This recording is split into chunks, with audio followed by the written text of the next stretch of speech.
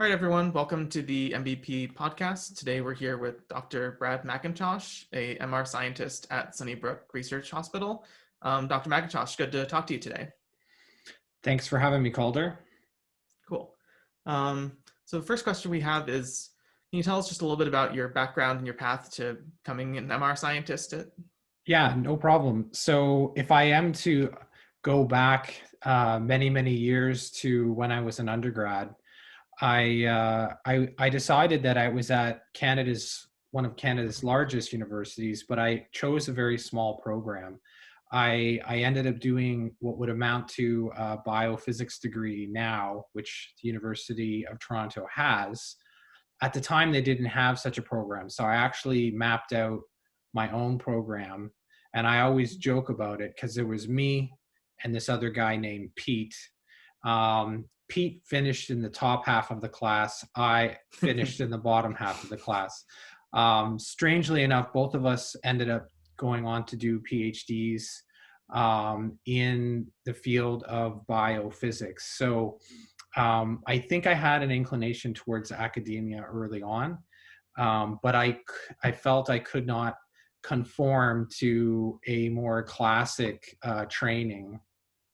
And whether that has helped or hindered me remains to be seen. I like to think that my undergrad in a biophysics sort of theoretical physiology framework gave me a unique angle. Yeah, that was my early formative years as an undergrad. And you also did you ask, or do you have another question? Yes, Related? I just lost the questions, but Okay. So, especially for graduate students, choosing career paths can be a bit daunting. So, what made you want to become a scientist in the first place? Okay, so that is a very difficult question to answer. And I think every person that you speak to that's a scientist will have their own unique story. A scientist is like a snowflake. And in my own situation, I would say that my mentors had a huge role to play. And so I inadvertently had created this really great set of resources around me by people I really respected, people that were really smart, and they knew something that I didn't. So I did my own form of academic mentoring, or networking, I should say. The thing is that this is back when they didn't have Twitter, they didn't have LinkedIn. Yeah. So what you had to do is you had to go and talk to people. So I talked a little, but I listened more, and that's where I think things just sort of I started fumbling around, and I had all these great opportunities. So I fumbled my way into an extremely stimulating master's degree at Western University with Ravi Menon, a pioneer in the functional MRI technique. And then I found a way to get back to University of Toronto, where I got to work with a fellow MBP faculty, Simon Graham, and work very closely with Dr. Sandra Black, a internationally recognized cognitive neurologist. So by hanging around these people, I found that I was able to have a life of science. So that's where learning how to get the most out of my mentors, I think, was a really key thing for me in propelling me into a life where there were just no other distractions. It's just all signs point to a role as a scientist. And so if I may add one last piece to that, is that Sure. if I'm to credit some of where I am is in large part because of the mentorship that I received, then what I would say is turning the table around is how can you get the most out of your mentors? And for me, a lot of this was accidental. So when I was in Oxford for my postdoctoral fellowship, and I discovered this incredible thing. that when I was in my supervisor, Peter Jezzard is his name, a very influential and wonderful MRI physicist. When I was in his office, papers were flying and his email was just pinging away. And yet when I caught up with him one day and he was strolling home, and it was a beautiful fall day, in England, and we just had a lovely stroll. And I realized, I said, this is my time to ask him advice. This is when he's able to be a mentor, when he's not in his office, which was a bit of a scientific bunker. So that's where thinking about how your mentors can act in service to you, because they really do want to. And I think in conclusion, I became a scientist because of my mentors. So speaking of your mentors, what are some of the projects and research that they're interested in now you're interested in? Yeah, that's a great question. We're doing neuroimaging research, and I continue to be interested in things that are measurements that relate to the vascular anatomy of the brain and the body. So it's the circulatory system is very complex, and it's a way for the organs to be interacting with each other. So the vascular imaging is a feature of the lab, and we've been mostly focusing on that from the neck up, and a technique called arterial spin labeling that the lab works very closely on.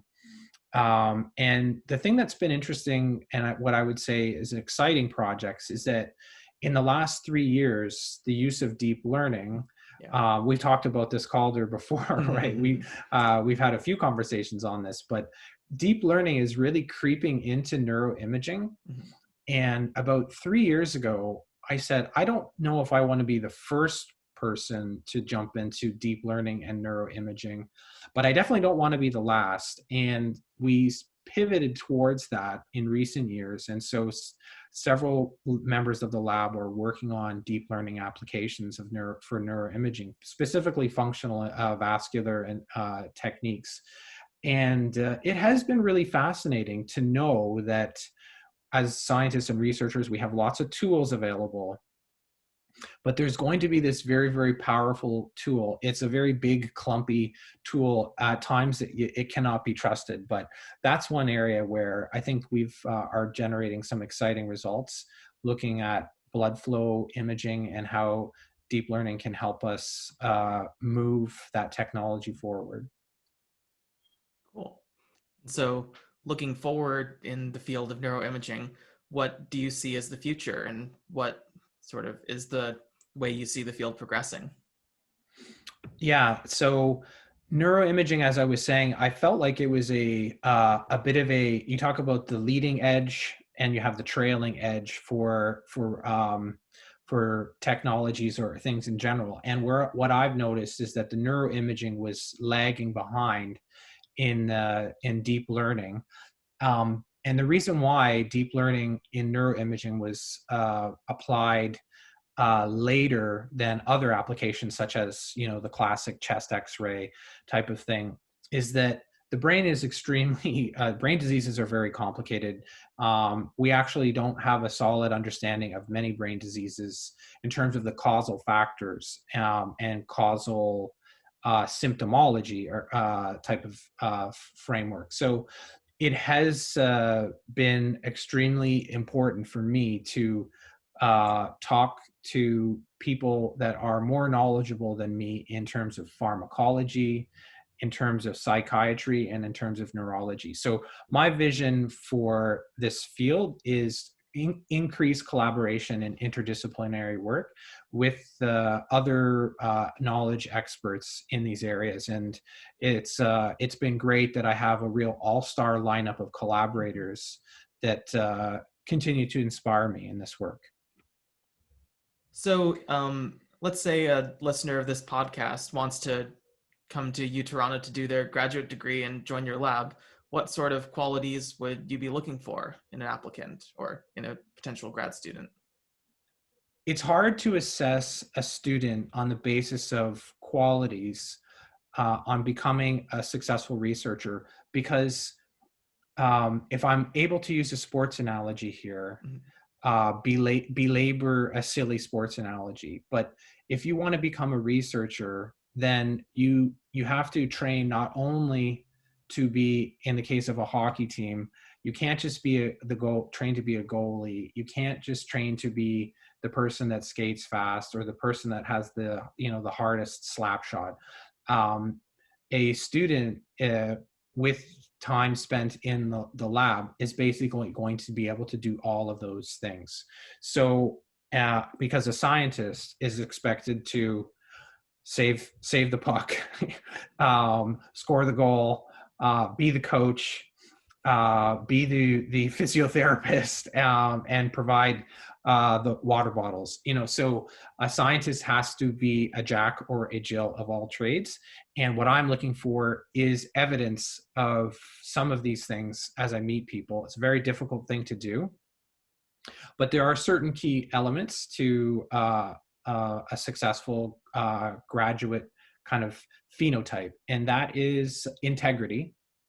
That there is no way to skirt around information or misinformation, that the data are always the purest thing, and there's no need to romanticize it, but the integrity of the data is extremely important. And then segueing into that, so that's where they should just be honest. The next thing is that they should have really good interpersonal skills, because increasingly we work in a team environment, and frankly, we spend a lot of time in the lab with our lab mates, and you might as well have some fun getting to know each other and working shoulder to shoulder. So those are some of the things that cross my mind. And then, of course, there's the actual line items on a resume that are important. But the sparkle and the honesty and integrity, that really is stuff to wow a faculty member, I would say. Cool. So when someone comes into your lab and wants to do their PhD project, what sort of mentorship style do you use, and how do you make sure they stay on track to graduate on time with a great project? Well, the first thing is that we need to meet regularly, and the exact substance of the meetings can vary widely.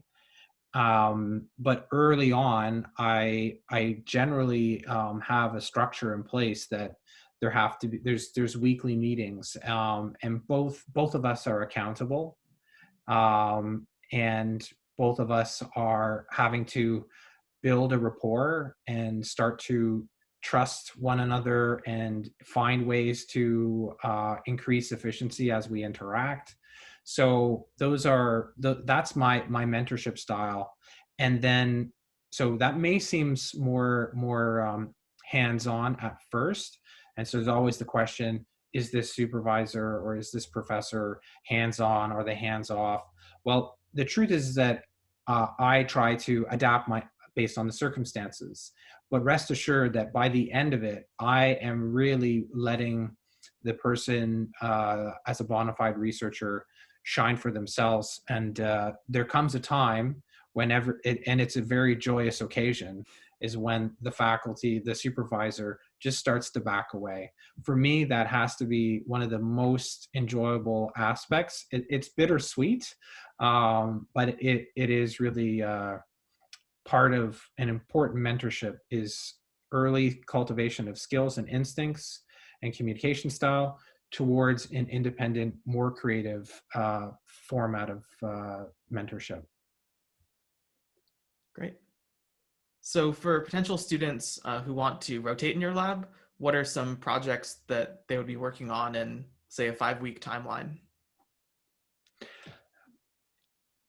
The building blocks for a rotation is scientific content knowledge. So getting a sense for where a field is, getting a sense for data, So a small piece of data that the person can take some ownership on, and then start to move towards a mindset of a critical appraisal of that kind of little project that's been created. So it totally depends on the level of difficulty and the person's previous experiences, but I would say thinking about the field and where there's gaps in knowledge, how a particular piece of data can slot in and how they need to understand it, the techniques and what the data actually represents, and then being able to talk about it in a way that would, turn into one of our medical biophysics student seminars. Like that's where we would sort of pave a small path how we would get to that. So I guess here's an off-script question. You mentioned the department seminars. Can you explain that a bit more for the audience, and also like what their benefit is to younger grad students presenting their work to the whole department? Sure. The seminar course is something that is near and dear to my heart because I was one of the coordinators for the Uptown location for 5 years. The seminar is basically our meeting ground. It's in the animal kingdom. It would be when there is a small lake that forms due to some natural event, and now we have elephants and rhinoceros and flamingos and hyenas all coming together. So we are all different, but we need to find a way to share. And so the student seminars is a way to impress upon, doesn't matter where you've come from scientifically or what your project is that we're all am I saying that we're all wild animals here? As researchers, we're all intent on our own thing, but we have to work towards the way we communicate. So the seminar is a mandatory course, both in terms of attendance, where you learn how other people do it, and then you get a chance to practice your craft as well with a 20-minute seminar. Cool. Yeah, that was good. Okay. The animal kingdom worked? I think so. Maybe. It's definitely interdisciplinary, which is important. Yeah. Well, you went off the cuff, so did I. That's fair. Yeah. they can keep that or not. So. Yeah. Right. So, in general, in graduate school, life can get a bit dull and progress can be a bit hard. So, what tips do you have for keeping students motivated, or how did you keep motivated yourself during grad school? This is a very important question. I can think back to a time when, in between my degrees, I actually took some time off. I took like 1 month off, which I thought would be a long time. And when I returned, all the emails and all the things, the challenges, they had moved like zero. So I realized that relative to other types of sectors and other things that happen in complex societies, such as an industry or any type other form of work, research can appear to move slowly at times. And so it may feel that the individual is feeling like, I'm not making much progress. But perspective is extremely important. And tough problems take a long time to crack. And I think that there's always ways to spin time as being time well spent or time not well spent. And I think if people think a bit about what they were hoping to gain from said experience, then I think it does help to give perspective. And it's also a way to revisit time management, that if you wanted a project to be finished in 4 weeks and it's not, then you can deconstruct the reasons why that did not happen, and you may have some insight. So I think that there's no harm in having those thoughts, because there will be low points. But as a scientist, I would say don't ignore the data. That if you're in a long rough patch or a lull, that then maybe that is a way for the universe to be telling you to change your mindset or see it from a different light. Do you have a fun fact about yourself that maybe people in your lab know or not a lot of people know? Well, I have a few fun facts. I mean, it depends on your definition of fun.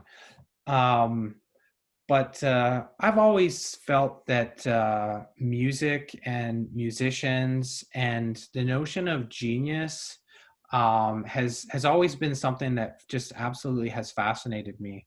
So, fun fact about myself is I really love John Coltrane, who is a famous a mathematical genius that just happened to use his voice through a saxophone as a jazz musician. So I love thinking about people that were just absolutely the best at whatever they did, and I find that music is a great source of motivation for me, just learning about it. And one thing I would say is science, there's a lot of repetitions. You know, we run a lot of assays, we run a lot of tests, and there's all these great stories about musicians that they always find a way to dig deeper. There's also, you know, you can go and find a sports an athlete that has a similar story, but John Coltrane would play the same song over and over and over again, and people would say, like, John, you're going to blow your chops, you got to stop playing the same song. And that was his way of just really digging into it. And I feel that science, where we sometimes need to really dig into the details to really understand stuff, that's something where a fun fact about me is that music is a real inspiration for me. So if you didn't become a scientist, what other career do you envision yourself in? If I wasn't a scientist, the simplest answer is that I would definitely be working in a healthcare setting. And you just kind of know what makes you tick.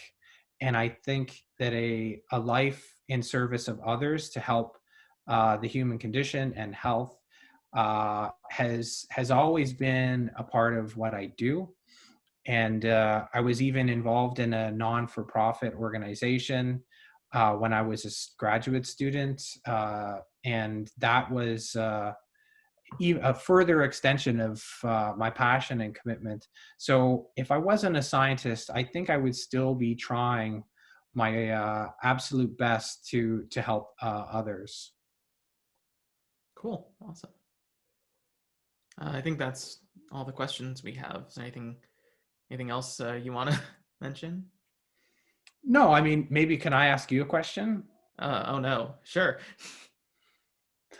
Because you know this is pretty one-sided. You're asking all the questions, so now I should get a chance. Oh no. So if I were to ask you a question, because I know I just know very little about you, but my question for you is name your top 3 musicals and why.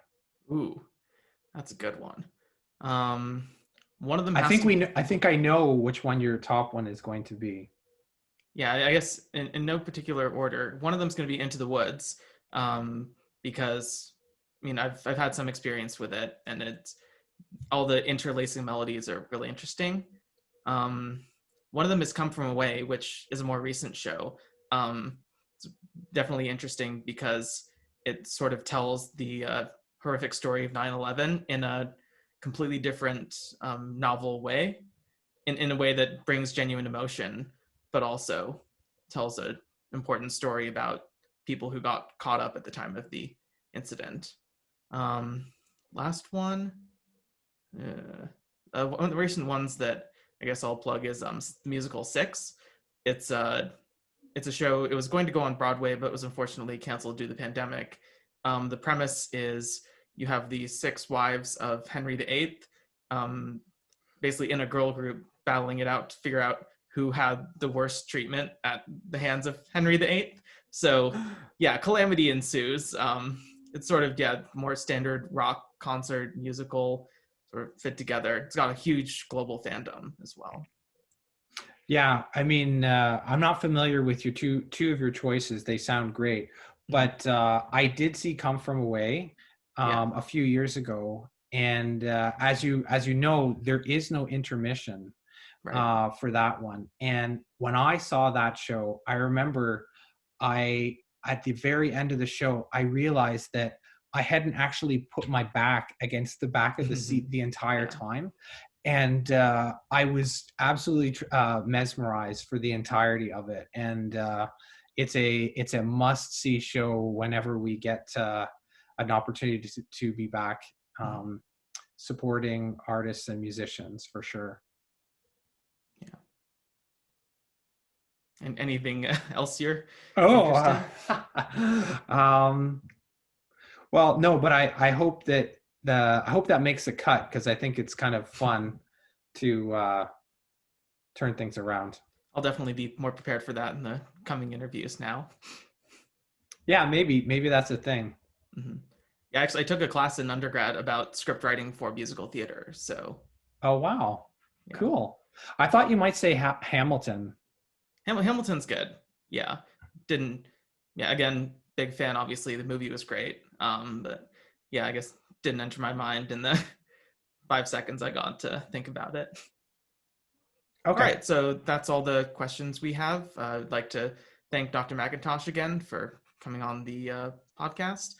If anyone wants to reach out to you, what's the best way to do that? Well, I'm on Twitter, and my Twitter handle is Brad MacIntosh, and I'm also visible on Sunnybrook's website and the Medical Biophysics website, so you can reach me by email, and those would be the best options. Great. Thanks again for coming on, and we'll see everyone in the next episode. Thanks for having me. It's really great. Cool.